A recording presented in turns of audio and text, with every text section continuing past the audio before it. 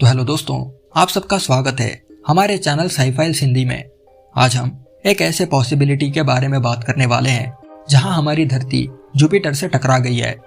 अब आप सोच रहे होंगे कि ये तो पॉसिबल नहीं है, फिर भी हम ये अज्यूम कर रहे हैं कि अगर सच में धरती जुपिटर प्लैनेट से टकरा गई तो इन दोनों प्लैनेट्स को कितना नुकसान होगा और क्या इंसान इस कोलिजन में बच पाएंगे या नहीं। तो चलिए इस पॉसिबिलिटी को भी रियल के सिनेरियो की तरह देखते हैं। जैसा कि आपको पता है कि जुपिटर का ग्रेविटेशनल पुल बहुत ज्यादा होता है, जिससे धरती धीरे धीरे जुपिटर की तरफ बढ़ती जाएगी। धरती को जुपिटर से टकराने लगभग 242 डेज लगेंगे। ऐसा समझिए कि अगर सच में धरती जुपिटर से टकराती है तो इंसानों के पास 242 डेज बचे होंगे। अगर धरती जुपिटर के काफी करीब आ गई तो हमें आसमान पूरा जुपिटर से भरा हुआ नजर आएगा। जैसे हमारा नीला आसमान रंग बिरंगे आसमान में बदल जाएगा।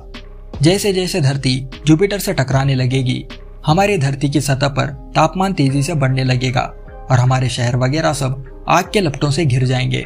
आप सभी लोग तो जानते ही है कि जुपिटर एक गैस प्लैनेट है।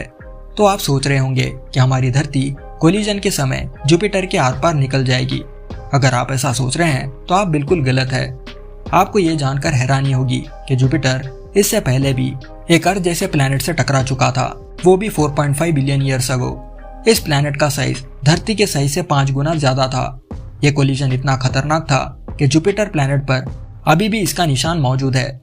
मगर उस प्लैनेट का क्या हुआ जो जुपिटर से टकरा चुका था? इसे समझने के लिए हमें 4.5 बिलियन ईयर्स पहले के जुपिटर को समझना होगा, जो अपने सोलर सिस्टम का सबसे बड़ा प्लैनेट था। शॉकिंगली वो अब भी सोलर सिस्टम का सबसे बड़ा प्लैनेट है।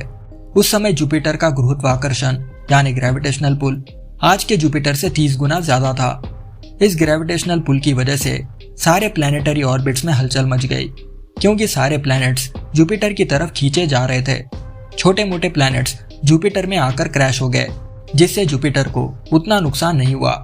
मगर धरती की तरह ही दिखने वाला एक प्लैनेट जो साइज में अर्थ से 10 गुना ज्यादा था, वो जुपिटर से 46 किलोमीटर पर सेकंड के स्पीड से टकरा गया।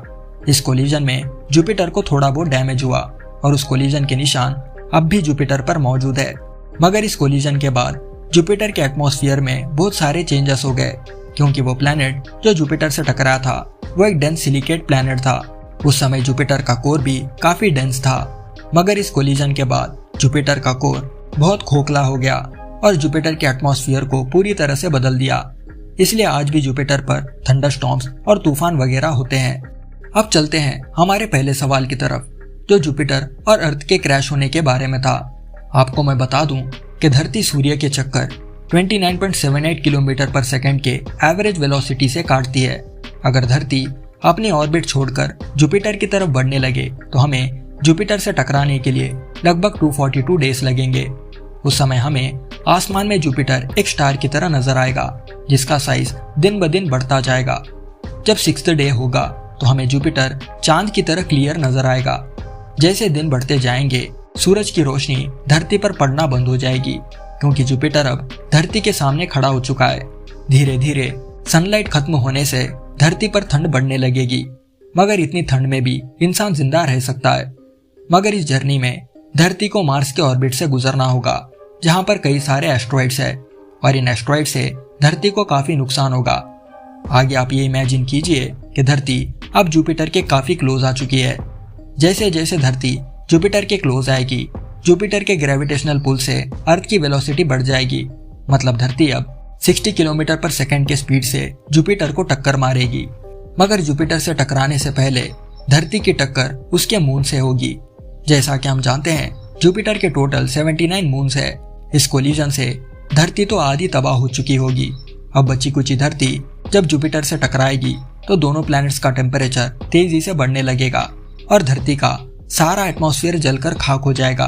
मगर धरती जुपिटर के सामने इतनी छोटी है कि वो जुपिटर के कोर तक नहीं जा पाएगी और जुपिटर के एटमॉस्फेयर में ही जलकर राख हो जाएगी। इस कोलिजन में धरती का बचना तो नामुमकिन है, मगर इस कोलिजन में जुपिटर को भी बहुत नुकसान होगा। धरती के बचे कुचे रिमेन्स जुपिटर के वातावरण में मिक्स हो जाएंगे, जिससे जुपिटर का एटमॉस्फेयर फिर से चेंज हो जाएगा, जैसे 4.5 बिलियन ईयर्स पहले हुआ था। अगर आपको पता चला कि धरती धीरे धीरे जुपिटर की तरफ खिसक रही है, तो आप सीधा इलॉन मस्क के साथ एक रॉकेट में बैठ मार्स की तरफ भाग सकते हैं। क्योंकि धरती के बचने का कोई चांस है ही नहीं। आई होप ये वीडियो आपको काफी इंफॉर्मेटिव और एंटरटेनिंग लगा होगा। Subscribe our channel for more such videos. That's all for today. See you in the next video.